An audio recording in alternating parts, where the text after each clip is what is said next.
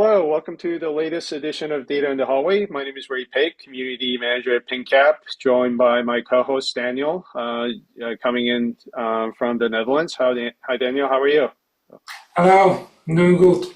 Yeah, you? Good, good. So, all right, and we're joined by Mark Donsky, one of the product leads here at PingCAP, and I have a good fortune of working near where Mark is. I'm in the South Bay of the Bay Area, but Mark is in San Francisco. Thanks for joining, Mark. How are you? Oh, thank you. I'm great. Thanks very much. Cool. Yeah, so I wanted to have a conversation about some of the signs that may be indicating that you may be outgrowing your database. I mean, we created a lot of content recently in our white papers. Actually, like Mark, you wrote a blog post about distributed SQL last month, I believe, after we're recording this in January of 25, but I think you wrote a blog post after AWS reInvent event because there were a lot of discussions about distributed SQL. So a lot of content sort of made me realize this is probably going to be a good podcast conversation. It's great to have you. You bring a lot of experience in open source and distributed SQL in particular.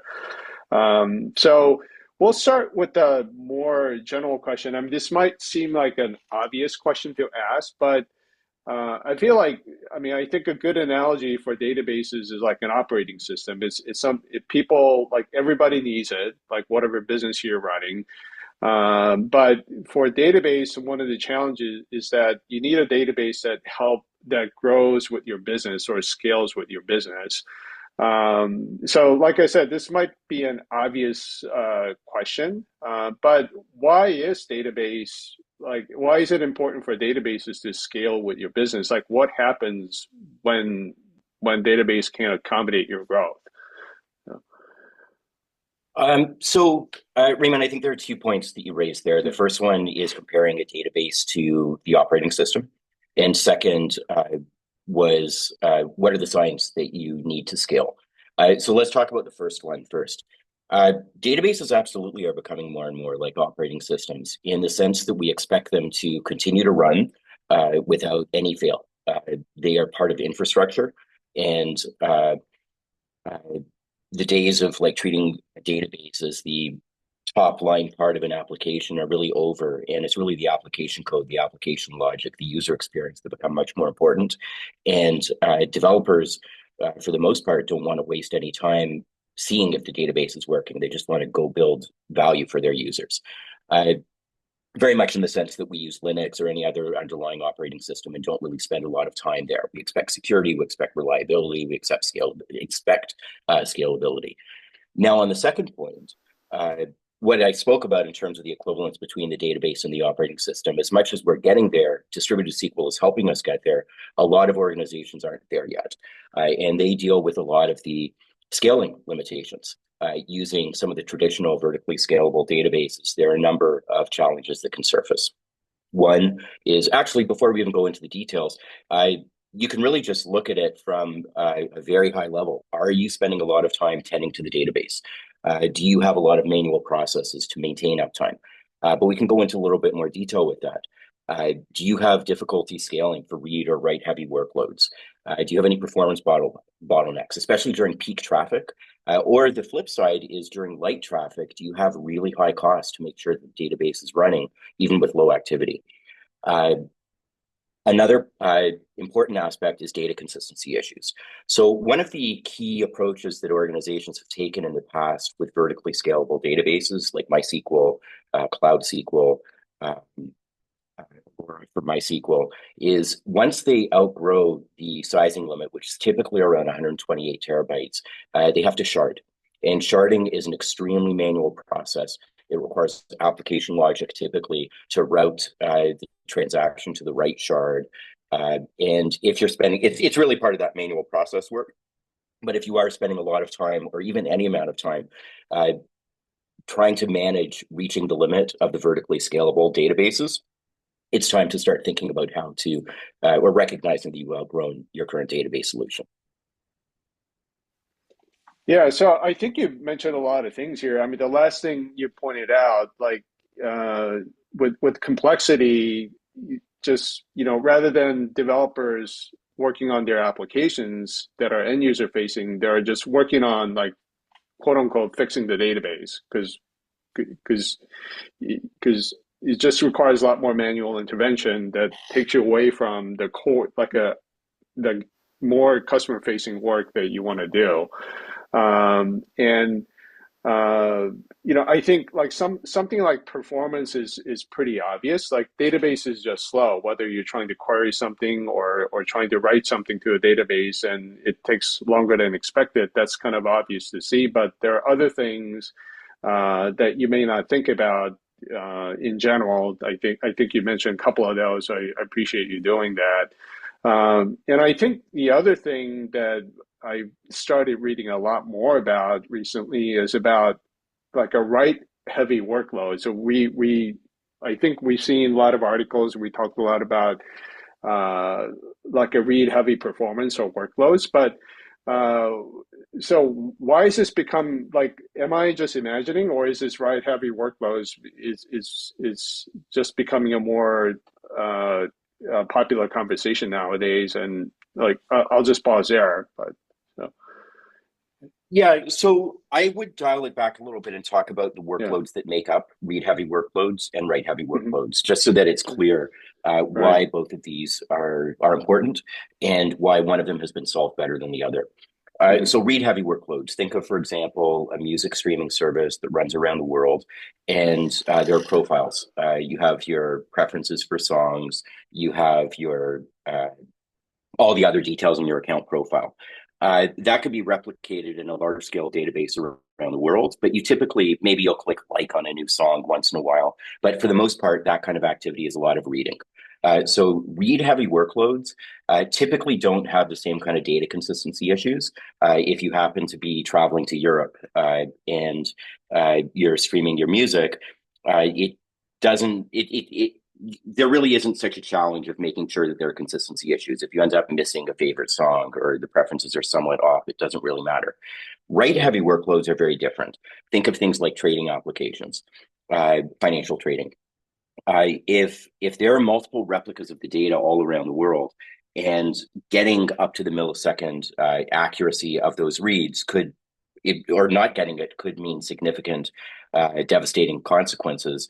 It's really important to ensure that there's consistency in all of these replicas. So I'm kind of pointing out the fact that typically in global workloads, whether it's read heavy or write heavy, there are replicas all around the world that contain copies of the data. With read heavy workloads, the replicas typically can be a little bit out of date, like if you, depending on the application, but if we're thinking of music streaming, potentially, uh, uh, those kind of applications. But when we're dealing with financial applications, other kind of trading applications, inventory applications, where real time up to the millisecond accuracy is crucial, that's where you have the heavy write applications, and consistency becomes a challenge. So the real issue that makes write heavy applications complicated is the need for consistency across replicas. Cool. Yeah, I mean, thanks for clarifying that. I mean, it's because I think you started by saying like, one of them probably like a read heavy workloads like that was I mean, not only like I mean, I think the main issue is like with write heavy workloads, it's a more critical issue to get that right. And Absolutely. right, and then Typically if with write heavy yeah, workloads, that's where we start looking at SQL consistency, ACID yeah, properties, making sure that regardless of where the transaction originates from, you have a consistent outcome across all of the replicas all around the world. So if someone on right, the other side of the world tries to trade the same security, uh, or you have your partner trying to do a debit from your mhm, bank account on the other side of the world, the transactions have to be consistent. right, cool. Yeah, and so like uh, so as you're getting started in your business, I mean, obviously you're going to have like a less volume of data to deal with. You'll have less people in the organization. But as your business grows, like you need to look for like a warning signs of, are you starting to are you potentially going to run into scalability issues, like data consistency issues? Like, what are some of the ways to monitor the aspects of your database so that you can sort of plan for scalability or know about potential scalability issues like ahead of time?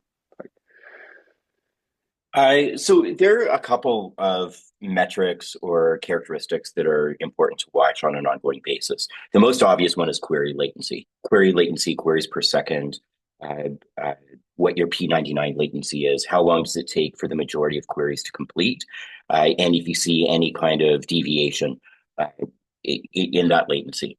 As things start to slow down, typically you may not see an entire slowdown across the board. It might be in a certain time frame. It might be between say 9 and 10 in the morning, or every October or November during Black Friday.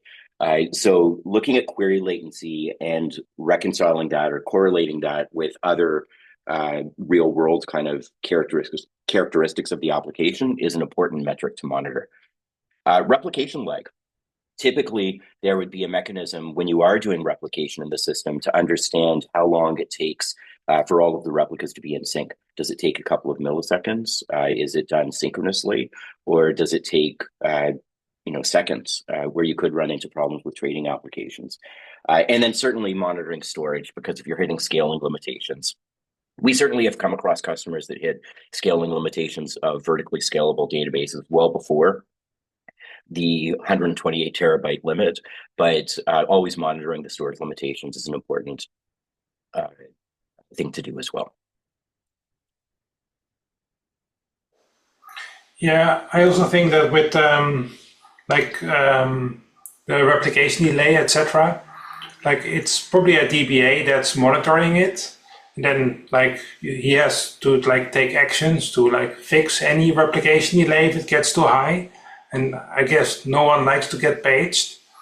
But also in some cases, an application might need to monitor the replication delay, which add extra burden to developers. So I think replication delay can be quite painful. Yeah, one other thing I'd add is there are specific metrics to monitor, but there are certain business events to monitor as well. So if you're a retail company and you're approaching Black Friday, most organizations know that they need to have all hands on deck during those periods of time. If you're a trading application, during peak trading periods, it would be important to make sure you're monitoring each of these metrics, especially during that time as well. Or if you're rolling out a new video game and the gaming application, often with video games, companies don't know if they're going to be successful or not. So they may start small and might, in a couple of hours, explode in terms of popularity and need to scale up pretty rapidly to support that scale. And the flip side is if the application ends up not being as successful or interest changes and goes somewhere else, scaling down is really important to ensure that you're not having a cost overrun as well. Yeah, I think the scaling down part is something that many people forget. Mm-hmm. Absolutely.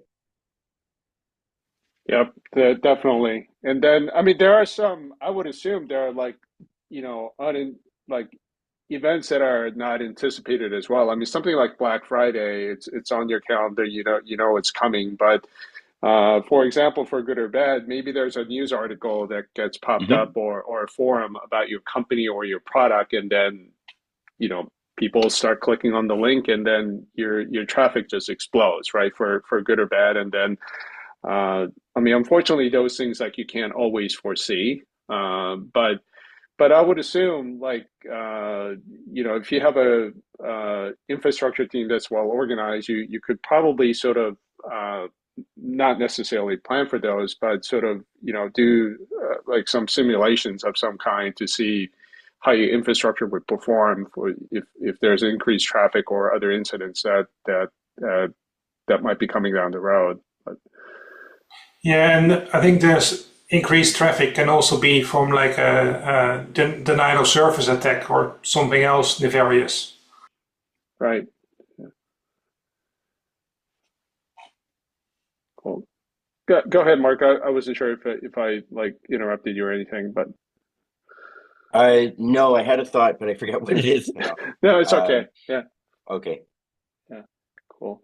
Yeah. I mean, I think like you both talked about both scaling up and scaling down. Like that's why sometimes it's nice to be in a sort of a cloud native environment, so where it just automatically scales up and down with your resource requirements, and then you wouldn't have to worry about like manually having to scale down. But go ahead, Mark. So Yeah, I remember what I was going to say. yeah, So there's one part of monitoring the system and understanding that there's an imminent situation you need to respond to.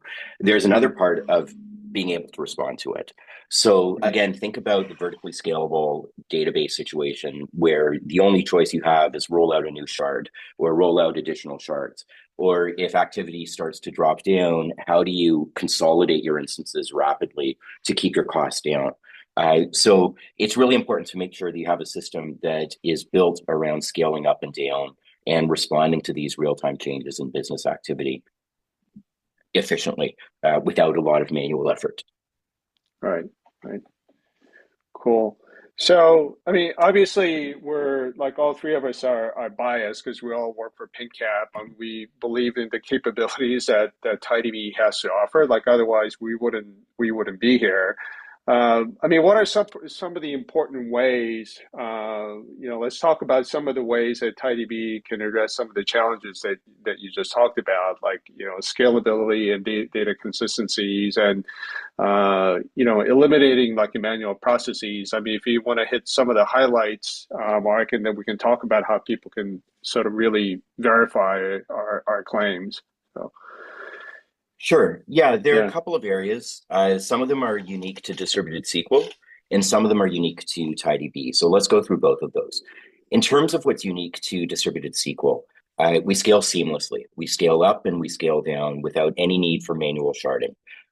So there's no challenge when it comes to a spike in reads or writes or storage, whatever it is in the system, we can automatically respond to those kind of circumstances.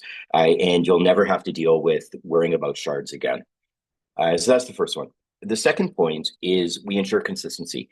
So we have built-in strong external consistency with ACID compliance so that you never have to worry about all the replicas that we have underneath the hood that ensure availability.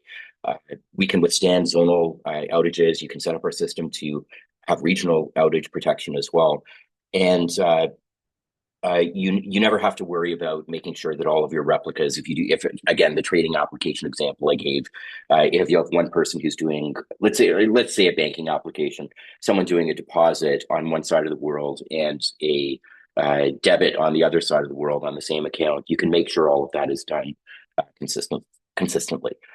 Now, what's unique to TiDB specifically, aside from the fact that we're fully MySQL compliant, is that we have a choice of deployment modes. We have fully managed serverless through TiDB Cloud Serverless. We have dedicated TiDB Cloud Dedicated for larger workloads where you want to have much more control over the size of machines and the infrastructure you're running on. And we also have a self-managed offering that is either fully open source or licensed, where you can deploy on your own environment, whether it's in your cloud account or in your data center. Now, regardless of the deployment mode, we have built-in manageability in these environments so that you can monitor your system, scale up, scale down as needed, and identify any of the potential performance problems. Now, the other aspect that makes TiDB unique is that we have built-in HCAP. That means we have built-in analytics that is very fine-grained, so you can enable certain tables to be analytic tables in addition to transactional tables. And you can run OLAP-style queries directly within TiDB without worrying about any ETL workloads or sending the data over to any kind of analytics engine. We have full analytics built directly into the application. And this is really important because as more and more applications get larger, it becomes, the lines between what's transactional versus analytical gets a little blurry because a lot of transactional applications will have built-in dashboards. Maybe there'll be some analytics on the transactional data that informs subsequent kind of transactions that take place. So having that built-in hybrid transactional and analytic capability directly within TiDB at a very granular level, it makes it really easy to do these kinds of hybrid workloads while still maintaining low operational overhead. And I think one of the great things about TiFlash is that it doesn't need any code changes. because the consistency of it, like you can just run your normal SQL, and if TiFlash is available, it will just perform a lot faster without any changes to your code. Yeah, that's right. And just to be clear, TiFlash is our name for the analytics side of things. So on particular tables, you can enable them for TiFlash, and automatically we have column restore for that same table. Cool. Yeah, I mean, thanks for providing us a good synopsis of some of the key advantages that we have. And I have conversations about this with some of the community members. So, like you heard about like some of the benefits that TiDB provides. Like, what's an easy way for people to sort of get started and try this out I mean, we have a lot of different ways, a couple of different ways for people to try out for free. Like you don't need to pay anything or provide credit cards, Right. but what are some of the easy ways for people to get started and sort of see if this is a good fit for their infrastructure? Yeah, there are a couple of ways. Look, the easiest way is to go to tidbcloud.com, and you can set up a serverless cluster for free. As you mentioned, no need for a credit card or anything. It continues to be free for up to 5 gigs of storage. So you can create your own cluster, set up some databases, run some queries, and you'll see how easy it is. And you'll also see how all of your MySQL experience carries directly over. So that's the easiest way. Now, if you want to get more hands-on, you can also try the open source TiDB, which is available for download. You can deploy it locally or on your favorite cloud provider. And if you are really interested for a head-to-head kind of comparison, work with us for a full-on proof of concept, and we would love to work with you as well for that. Yeah, I mean, thanks for mentioning those options. I mean, like something like a POC is like a real formal engagement, but even before you get there are ways to sort of get hands-on experience with TiDB, and I think the important thing you mentioned about our open source TiDB. You're not just going to run it on your a laptop. I mean, you can do that, but you can deploy it to your cloud and favorite cloud environment, whatever it may be, and then you can sort of really kick the tires in the cloud environment of your choice. Go ahead, Mark. Sorry. Yeah, I was going to say, so I joined PingCAP May of last year. I was interviewing for several months before that. And for me, the easiest way to get started, there were 2 things I did. Number one, I went to docs.pingcap.com and I just looked at the documentation to understand the depth of the MySQL support that the product has. That, of course, wasn't hands-on, but it was really helpful for me to see how complete the implementation was. But the other thing I did was I just went to tidbcloud.com. I set up the serverless cluster. Again, I agree with you, setting up the open source in your environment is a great way to get full exposure to the complete breadth of the product.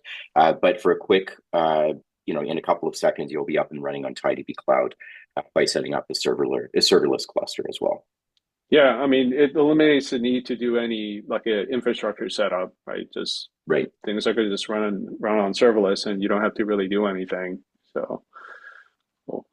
Yeah, I mean, I think at the early part of this conversation, I mentioned some of the references, like our white papers and others. I'll definitely include those in the show notes so people can take a look at them, and also link to our some of our docs pages. I think people who listen to previous episodes would know, like Daniel and I are pretty partial to our documentation. We're pretty proud of it. But yeah, I hear that I get validation from both our customers and community members too. They, once they get started on the docs, they usually find the info they need. And if not, then they can reach out to us on things like Slack. But yeah, we're very proud of our docs. It's a good place to get started. So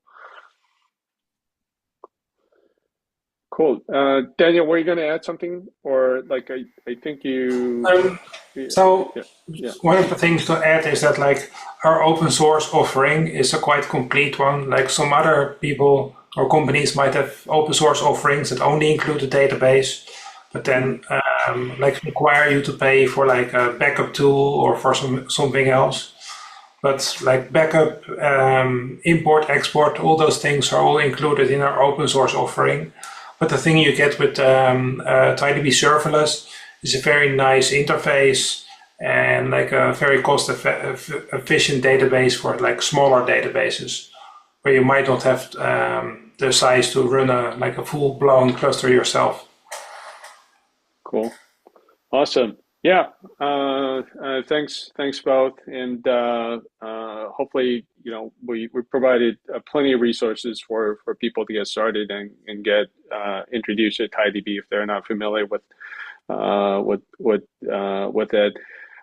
So I think we reached the end of our episode. So Mark, we have a tradition in our podcast, like we call it a closing trivia, as we have guests from all across the globe. I mean, Mark, you're originally from Toronto, but you moved to San Francisco. I mean, pretty well known city. Obviously, like I love going up there as well. Like, I think people would have like some impression or some thoughts about like a San Francisco already. But what are some of the hidden secrets that you would like to share for people that are not local? So I can give you one for any of the Star Wars fans out there. So Lucasfilms is headquartered in the Presidio, which is a park in the northern part of San Francisco that connects with the Golden Gate Bridge. And the Lucasfilm headquarters are technically private property, but it's open to the public. I think there's actually a pretty good restaurant there. I'm not sure if it's still there. But what's most interesting for the Star Wars fans is that there's a Yoda fountain there. So you'll see that there's Yoda there and there's water around Yoda. I went there. You said I'm from Toronto. One of my best friends from Toronto came to visit me a few years ago, and it happened to be on May the 4th. And he's a huge Star Wars fan. So we went there and he saw, there's definitely a Yoda fountain, but I think there's also an R2-D2 because I remember seeing an R2-D2, but I don't know if it was the R2-D2 robot that they had for May the 4th or if it's actually there because it's been a few years. But it's a really cool place to go to, especially for Star Wars fans. But even if you're not into Star Wars, the Presidio is beautiful. Yeah, it certainly is. I mean, I've been there a few times myself.